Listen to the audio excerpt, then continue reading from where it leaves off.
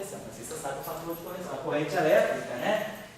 Corrente elétrica é carga por unidade de tempo, né? O ampere, né? Corrente elétrica é coulomb por segundo. Então, o coulomb desse sistema é adimensional, é 1 sobre raiz de 137. É isso aqui, né? A relação do coulomb, né? Está aqui. Opa, esqueci, já apaguei aqui, mas o coulomb é isso aqui, né? Tá certo. O coulomb é isso aqui. 10 a 19 sobre 1,6 vezes 10 vezes raiz de 137. Então, o coulomb vale isso aqui, é adimensional. Então, eu sei. Então, uma corrente elétrica, ela vai dar em unidade de 1 sobre segundo. 1 sobre segundo é energia. Então, se vocês calcularem uma corrente elétrica, vai dar MeV. Mas aí, como é que eu passo MeV para ampere? Usa essa relação aqui. Um ampere é 1 coulomb por 1 segundo. Eu sei relacionar coulomb com MeV. E sei relacionar segundo com MeV. Então, eu sei relacionar ampere com MeV.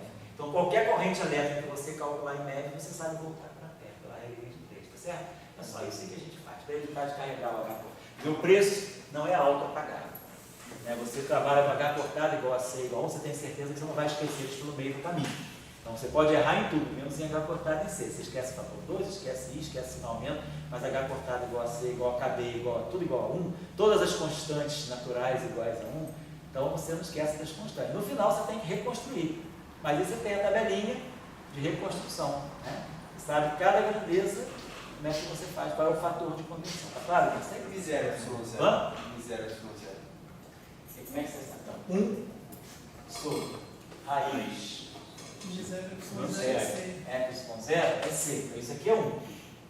Né? Isso aqui vale 1, esse sistema de unidade. Então, raiz do mi0 epsilon zero vale 1. E o meio de epsilon zero é quadrado para a unidade de energia. Isso, da energia. Então você começa a relacionar. Outra coisa que você pode pensar também nesse sistema de unidades naturais, nesse sistema de unidade natural, né, quando a gente, porque na verdade a constante de estrutura fina no sistema MKS ela é 2 sobre 4 pi epsilon zero H cortado C. Se a gente colocar tudo no sistema MKS, é isso aqui que dá 1 sobre 137. Só que no sistema de unidades naturais, epsilon zero vale 1 sobre 4π. No sistema Heaviside, no sistema eletromagnético mesmo, estou bem fazendo H cortado igual a C igual a 1. No sistema eletromagnético internacional, é SU, aquele sistema é SU, epsilon zero é 1 sobre 4π. Então é isso aqui que me faz o E2 sobre H cortado C. Então quando eu estou usando aqui E2 sobre H cortado C, 1 sobre 337, eu já estou num sistema de unidades eletromagnéticas onde o epsilon zero é 1 sobre 4π. Eu não estou no sistema MKS. Então, você nesse sistema, Saulo, você já usa que epsilon zero é 1 sobre 4π. Então, Mi0 é 1 sobre 4π. Certo? Essa que é a jogada, tá bom? Oi, fala. Uma coisa que, assim, eu sempre fico me perguntando, assim, dessas conversões, né? Tipo, todo resultado que você acha, você sabe converter para o original. Sem voltar. Isso eu concordo plenamente, mas queria assim, quando você escreve um lagrangiano, alguma coisa assim, que você já faz H cortado igual a C igual a 1. Sim. Eu digo assim, se você mostra um lagrangiano já em unidades naturais e a pessoa não viu o lagrangiano original, Sei. eu acho que não fica meio ambíguo para ela reconstruir o lagrangiano original. Ela pode fabricar um MEV de várias maneiras diferentes. Então, tipo, entende? Sei. Entendo o que você está falando. Eu digo, a pessoa ela tem que sempre conhecer o lagrangiano original com as constantes todas, né? Porque, tipo, senão... Deixa eu pensar aqui, né? Porque eu estou pensando o seguinte. Acho que eu estou te entendendo. Não, porque é o seguinte, o que a gente sabe é que... Tipo, o lagrangiano vai ter... A gente sabe que a ação é dt, O lagrangiano tem unidade de energia. Pois é, a densidade lagrangiana. Então, esse L aqui, ele é energia por unidade de volume. Né? Energia por unidade de volume, ação é adimensional. Tá certo? Então, seria energia por unidade de volume e unidade de tempo. Né? Então, isso aqui tem muito. Desse sistema de unidades, então, isso aqui é energia a menos 4. Então, tudo bem. Então, você tem que ter dimensão de energia 4. Isso aqui é adimensional. Então, você quando fixa a dimensão, vamos dizer, como você sabe que o lagrangiano ele vai ser, a densidade de lagrangiano, na verdade, é energia energia à quarta potência, você já fixa a dimensão dos seus campos. Então, você já sabe que os campos, qualquer campo escalar, ele deve ter, o campo escalar canônico, ele deve ter dimensão de massa. Você fixa a dimensão do campo pelo termo cinético. Pelo tempo, não pelo termo cinético, você deve fixar pelo tempo de maior número de derivadas. Por exemplo, se você tiver esse campo aqui, demi-φ mais si, demi-φ, ou D'Alembertiano de φ, você deve pensar o seguinte: na região de altas energias, qual é o termo que domina? É o termo que tem D'Alembertiano ao quadrado, que tem potência, ele tem quarta potência da energia. Tudo bem. Isso é meio um pouco fora do usual, né? Que você tem derivado em quarta ordem e tal, mas... Se você não tiver isso, você fixa pelo termo cinético. Porque você fixa pelo termo que domina na região ultravioleta. Se você tem só o termo cinético e o termo de massa, para grande momento, quem domina é o termo cinético. Então você usa ele para fixar a dimensão canônica. Tá certo? Mas o que eu digo é assim, tipo, por exemplo, você escreve a Lagrangiana de Klein-Gordon, aí você fez H cortado com C igual a 1. Aí você entra lá um Mzinho. Como é que você sabe se você tipo, vai dividir por H cortado C, ou se você vai multiplicar por alguma outra coisa diferente? Entendi. Entendeu? Entendi. Tipo, eu que já conheço a Lagrangiana original, eu sei a resposta, mas eu digo, se eu não conhecesse, entendeu? Assim, entendi. Como é que você reconstituiria? Eu acho que existem números ambíguos. Você deveria pensar, não, mas eu acho que você poderia pensar da seguinte maneira, Edgar, você pensa assim, ó. Escreve uma grande negócio sem H cortado sem C. Você tem um M2 lá. O propagador vai te dar esse polo. Você tem que no fundo PMI, K2, né? Vai te dar M2. Então, você sabe que isso aqui está te dando energia ao quadrado igual a massa ao quadrado. Então, a partir disso aqui, você já poderia pensar o seguinte, dessa relação, como você sabe que isso aqui tem que ser para você, é 2, vamos colocar os 6 lugares agora, é 2 sobre C2 menos P2. Isso aqui tem que ser M2C4. Então você já sabe que vai ter um CA4. Para poder isso aqui te dar um C3, M2C2. Você sabe que isso aqui tem que te dar a relação entre energia e momento. Daqui você tira que A2 é igual a P2 vezes C ao quadrado mais M2C4. Então, você já sabe que você deve colocar um C aqui. Então, de alguma maneira, você já sabe que você vai ter um M2C2 naquele termo. Mas agora, como você tem o termo cinético, demi-φ, quer dizer, isso aqui é D0φ, D0φ. Então, isso aqui é 1 sobre C, DDT de φ, ou 1 sobre C2, né, DDT de φ, DDT de φ.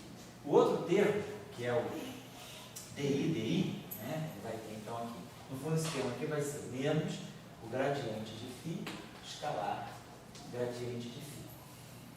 Então, esse termo está ok, isso aqui está certinho para nós. Então, está com a dimensão certa. 1 sobre C DDT, então isso aqui é 1 sobre comprimento e 1 sobre comprimento.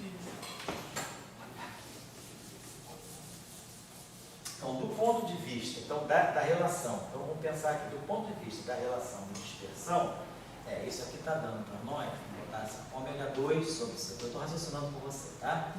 Menos, está dando ômega 2 sobre C2, menos P2. Então, daqui a gente está tirando frequência por C e momento.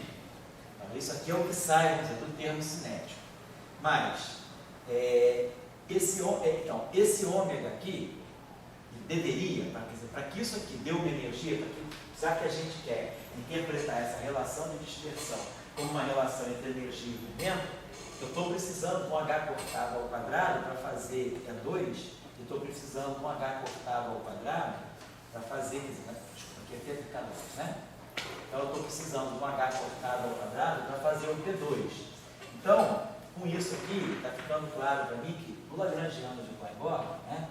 Quando eu tenho demi-φ, na verdade, exatamente, eu teria que estar pegando aqui, isso aqui é o momento, então eu teria que estar pegando, o momento é IH cortado ddmi, então eu deveria ter isso aqui, IH cortado ddmi-φ, IH cortado ddmi. Então, na verdade, eu preciso agregar ao dmi um IH cortado, porque IH cortado dd0 é a energia, e menos IH cortado gradiente, né?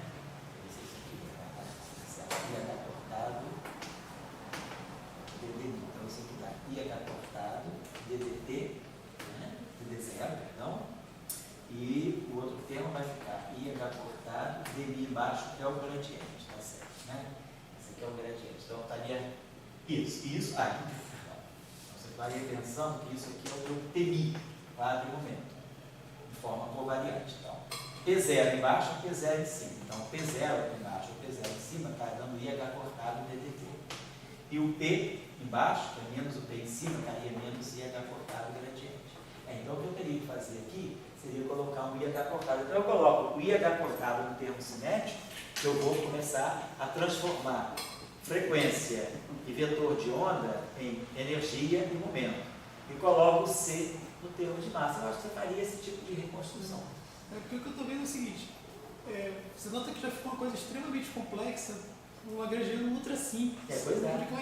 O que eu digo assim, é meio chato, tipo, você teve uma inspiração do polo do propagador. Isso. E é meio chato, tipo, eu pego uma Lagrangiana, tipo, modelo padrão, aí eu tipo, vou ter que calcular os polos para depois reconstruir as unidades. Eu digo... Não, claro, o natural é você partir com isso mesmo, porque o que você faz, o mesmo modelo padrão, ele é uma coleção. É uma coleção de Klein-Gordon, de Klein-Gordon, de Dirac, mas você já sabe isso. A questão é, se você estiver fazendo uma proposta nova, mas o que você tem que pensar sempre é que tudo que você vai escrever numa teoria de campo, você sabe que vai se resumir, para você saber o que você está fazendo, é uma relação entre energia e momento. Relação de dispersão. É relação de dispersão. É isso aí que vai te dar a base do campo livre. E aí, a partir daí, você constrói as interações. Eu acho que tem um método que te ajuda a não se perder nessa simplificação que a gente faz com um sistema de unidade. Né? Nesse sentido, né, a gente faz H cortado igual a C igual a 1, claro, mas depois, claro, se você toda hora tiver que ficar fazendo a conversão de volta, você faz logo uma tabelinha, eu tenho essa tabelinha pronta lá, e aí você depois consulta, você já sabe como é que você faz ela. Então, qualquer grandeza que você calculou que está em unidade de energia, você sabe voltar para a grandeza original. Uma impedância, tirar a capacitância de um capacitor, né, Q sobre V. Então, outra coisa importante é você transformar elétron em volts. Essa relação aqui, ó, já estou acabando, tá? A carga do elétron, 1 coulomb, vezes a diferença de potencial de 1 volt, né? Isso aqui dá uma energia de 1 joule. Então, por exemplo, coulomb, volt e joule. Como eu sei transformar coulomb em unidade de energia, volt, eu sei, quer dizer, então eu posso transformar volt em energia. Ou então eu posso, quer dizer, volt eu sei coulomb, eu sei que é aquele 10 a 19 lá, que está no lugar do E. O joule eu sei transformar, então eu sei passar volt, né? Porque no fundo, a gente pode pensar assim, a carga do elétron é 1 elétron volt, né? 1 elétron, a carga do elétron, vezes 1 volt, dá 1 elétron volt, né? Então, se eu sei que a carga do elétron é adimensional, eu sei que essa grandeza aqui, esse V aqui, né, que seria o elétron volt, se eu puser C em V, eu vou ter joule. Então, se eu sei que isso aqui eu expresso em energia, isso aqui eu expresso em energia, então eu tiro. Isso aqui é adimensional, e joule nós já sabemos que é energia, portanto é métrica, então eu tiro que o volt está ligado a métrica. Certo? Então não tem. Acho que a gente não. O problema é só você introduzir a carga elétrica e depois a temperatura. As unidades mecânicas são automáticas. Depois que você introduz a carga elétrica, sabe que a carga elétrica é basicamente 1 sobre raiz de 137, e aí você introduz a constante de Boltzmann, que você sabe relacionar a temperatura com a energia, e acabou. Você sabe todas as grandezas, né? Tá bom? Mas só isso eu estou dando a você, porque a gente trabalha sempre com H cortado igual a C, não? Tá bom? Então tá, a gente se vê sexta-feira próxima, se Deus quiser, para começar a trabalhar os vértices já, tá?